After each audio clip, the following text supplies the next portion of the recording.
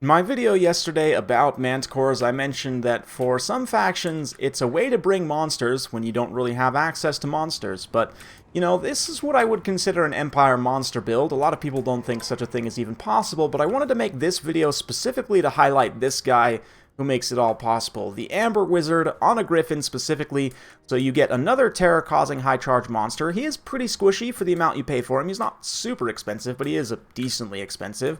You've got Blood Roar, of course, being on a Gryphon, Fear and Terror, good speed, great charge bonus and weapon strength, not the best stats, armor, but hey, in order to help him, we've also got Felix in the front line along with Sigmar's Son, bunch of spears, archers, Empire Knights, and of course Pistoliers, Boris being the Lord, so that he won't need the healing of Felix, because Felix, I think, can only hit one other target now besides himself. But anyway, we're up against Greenskins, and immediately you'll see why I did this in this matchup. Fear and Terror, obviously very strong here. We've got a whole bunch of boys, Black Orcs, couple Doom Divers, Dance and Wurzag, jigging over here. We've got the Rusty Airs, few Savage Orc Air boys. Oh yeah, we gotta get a slow-mo of the jig here real quick before the battle gets too hectic. But again, the Empire monster build, and this is exactly what I intend to do, and I've used it in a few different matchups recently. This is probably the only one I'm going to show. I don't know, I might keep using it and showing it off a few more. I have showed it in the past, this kind of double Gryphon build, but you can see we popped the Manticore already early on for this quick flank attack, just kind of overload and rush, and we've also popped the Power Stone while that Wildheart was active, so we got enough Winds of Magic to hopefully pull up the second Manticore summon quick. Empire Knights here get the FG to get, they're going to get absolutely destroyed by Black Orcs. Meanwhile, these other Empire Knights continuing to kind of roll up this flank a little bit here. Wolf Riders did get in the back, absolutely eat my archers. That's fine, they're only 350 points, so it's, I mean, Wolf Riders are not even really paying for themselves. I guess they kind of are. They're, what, 300 points, so maybe that's good for them. But anyway, Pistolier is just blasting over on the side here. Wei doesn't really have any light, he does have light cap, but they're not in a position to really pressure. Boris and the Amber Gryphon, you can see, just kind of cut over here and run. Summon Manticore is almost down, but it's tying up a whole bunch of units right now, which is another big benefit. Empire Knights and the two Gryphons then come in again and just smash through, and that's really the thing here, is just the high shock damage of both the Gryphons and the Knights, right, because they both have really good charges. Gryphons especially, very much charge-oriented monsters. They are quite good in that respect, and the Amber Gryphon here can get a little bit of healing. It also can get the Helping Hands to give it damage resistance, right? 44% damage resistance, extra melee attack while that Wa is active, so he's not taking too much damage there. Felix is also close enough that I believe he is getting the healing. Yes, he is. So being able to regenerate that Amber Gryphon is something that, you know, you don't necessarily have to take Lore of Life in order to be able to heal him. Felix does kind of give you that option. Felix also kind of helping the Sigmar's Sons to do better in this fight. Some of the Empire Knights came back, trumped those wolves. My Pistolier is also getting caught by Black Orcs, which just says something about my micro, but at the same time, they've all done a ton of damage to these Black Orcs too. Just in general, all these kind of light units scattered around here. Pistoliers have used up most of their ammo, so I'm pretty happy about that. Second Manticore summon pops off. I had cast a few kind of Flocks of Doom in the meantime, so I couldn't get it as soon as I probably should, to be honest, but a little bit later in the timing, we'll be fine here. We can get in and terrify away these archers potentially. Got some Empire Knights still over chasing on those wolves there, while the Pistoliers just kind of die slowly. Using up all their ammo, though, probably got some pretty nice damage value. We'll take a look at that in the end screen.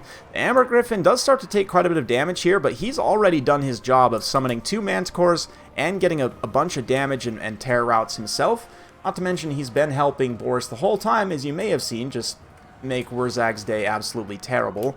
And speaking of which, Wurzag is now coming back from route. Unfortunately, even on his pig, he's pretty squishy, and Gryphons are fast enough they can typically catch him, find him, and pin him down. But Pistolier's getting aggressive, charging through, getting on that Doom Diver catapult crew.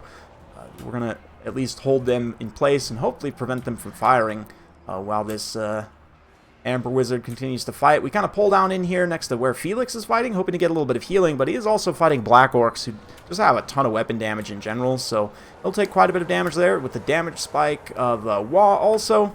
The pain is being felt absolutely by that Ember Wizard. You'll see his health just getting chunked down there. FG to get too will also deal some direct damage, of course, and keep him pinned in place, so All the healing in the world won't help at that point. Not that he's even healing, because Felix is technically not in melee.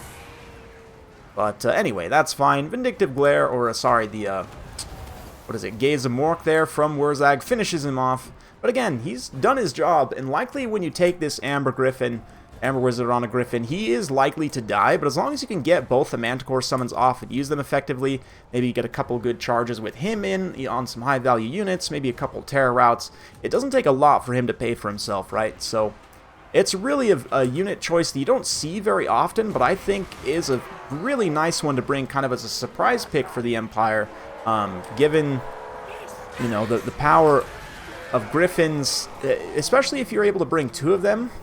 You know, because, again, Empire are not a faction you would think of as a monster faction, but with this build, you can take, you know, 4 monsters, basically, right, between the 2 summons and the 2 Gryphons. You could even maybe figure out this build with a Steam Tank, although I think that might be way too much, to be honest.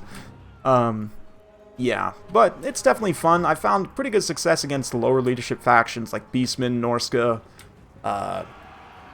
Greenskins. I haven't tried it against the Skaven. I don't know how well it would work there, because these are relatively squishy in terms of HP for single entities. Gryphons are some of the squishier ones for sure, but definitely having the big kind of terror spread here is quite nice. Rear charges of the armor-piercing Gryphon in the late game should be enough to finish off these Black Orcs. There's a lot of Black Orcs left, but aggro Pistoliers here, 98 kills in a Chevron. They must have paid for themselves, absolutely. Wurzag still dancing here in the woods. Let's get a look on Wurzag. He's just having a little forest jam here. You can see the Empire Knights riding across the road. And here comes Boris, that Crush the Weak active.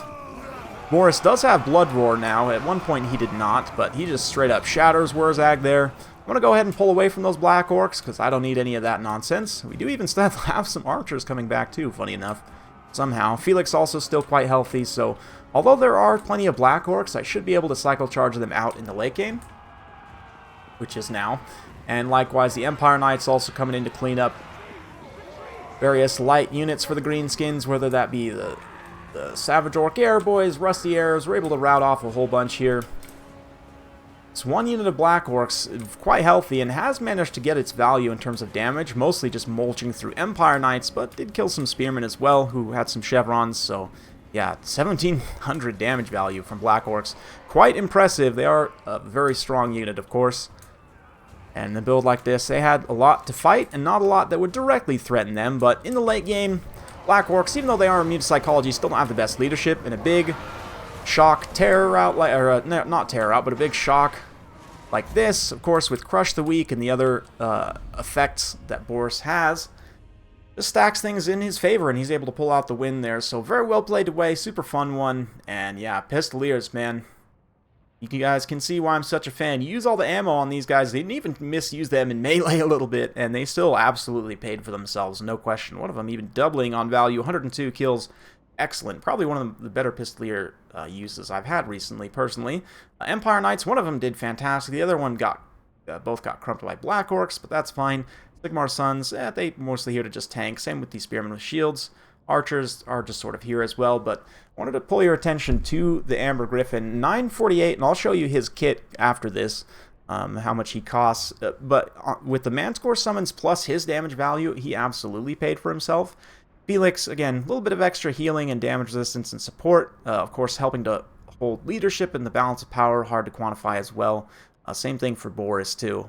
But, yeah, for Wei here, Wurzag had a little bit of a rough time. Orc Boys, honestly, they're okay. I'm not the biggest fan. I've been seeing them more recently, but I think you're better off to go with some other units in this matchup. The 8-peak Loons, though, fantastic, consistently paying for themselves. Black Orcs, all things considered, 2 of them did really nice. This other one had a little bit of a tough time getting blasted by Pistoliers, but Savage Orc Airs, boys, despite the fact I was able to occupy them and terror out them pretty well, did mostly pay for themselves too. Same with the Rusty Airs there. Wolf Riders did okay. The Doom Divers were a little bit of a tough pick, and I was talking with Wei after the game. He was saying that he was expecting elite cavalry from me, which is why he brought these. I would say you can also just straight up target them on the Amber Wizard, since he's kind of squishy.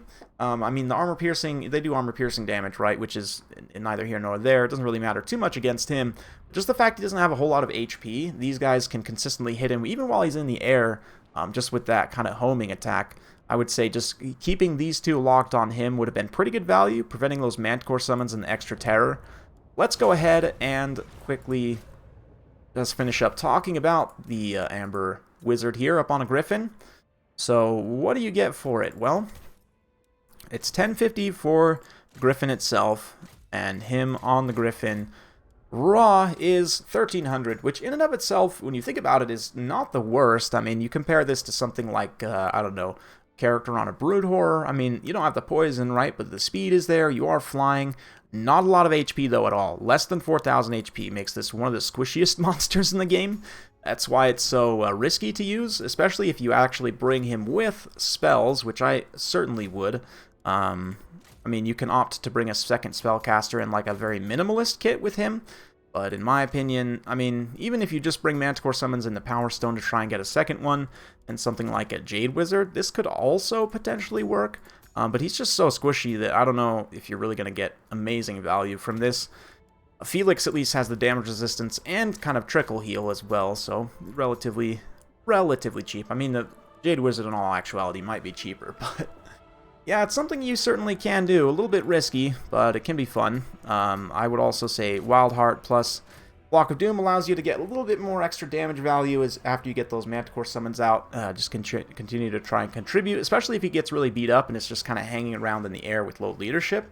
Then you can use that to your benefit. But yeah, only takes a little bit for this Gryphon mount to pay for itself. It's really not super expensive, and I would say on that last game, between the damage value he got himself and the two Manticore summons, absolutely did pay for himself. So there you go. Hopefully you guys enjoyed watching. A little bit of a different Empire replay this time, but let me know if any of you guys try out this build or similar types of builds featuring double Gryphons. Let me know how it goes for you, because it's risky, I will say. You might find mixed success, and it's pretty punishing for mistakes. You do dive the Amber Wizard into a bad engagement, but it's also a lot of fun, in my opinion. It's a different way to play the Empire, certainly. So hopefully you guys enjoyed. If you like this sort of content, be sure to like, subscribe, hit that bell notification, all that jazz. Thanks again. We'll see you next time.